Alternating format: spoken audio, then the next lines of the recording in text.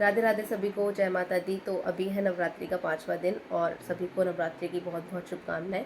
तो आज ना मैं आप सभी के बीच में एक बहुत ही कॉमन सवाल लेकर आई हूँ जो हम सबके मस्तिष्क में ज़रूर आता है जब हम कभी भी अखंड ज्योत जगाते हैं या फिर पूजा करते हैं, आरती करते हैं।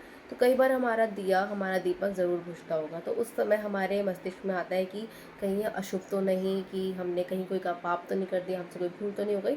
तो इसका जवाब आज मैं लेकर आई हूँ। तो बहुत ज़्यादा रिसर्च करने के बाद, बहुत जगह पढ़ने के बाद मेरे को ये पता चला कि ऐसा हो सकता है बहुत कारणों की वजह से। कई बार हवा की वजह से या कई बार बहुत ही अन्य कारणों की वजह से ऐसा हो सकता है कि आपका दीपक बुझ जाए।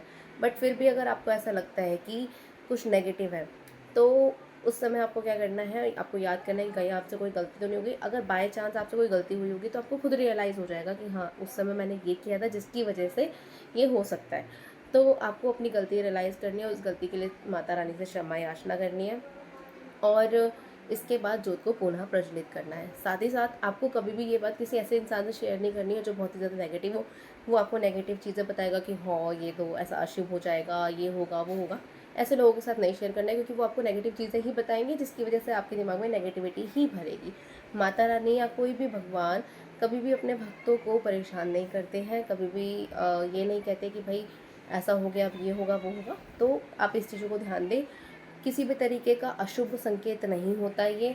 बट हाँ, अगर आपको पता है कि मुझसे ये भूल हो गई है जिसकी वजह से ये हो सकता है, तो आपको अपनी भूल सुधारनी है।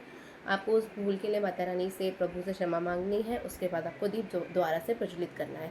और आपसे क्या भूल हुई है ये आपको अवश्य पता होगा। तो आगे से कभी भी अगर ऐसा हो तो उस समय बस अपनी भूल को याद करना है। कोई भूल नहीं हुई है तो बस भगवान से क्षमा याचना करते हुए, दिल से प्रार्थना करते हुए दोबारा से दीप को प्रज्वलित करना है और परेशान नहीं होना है।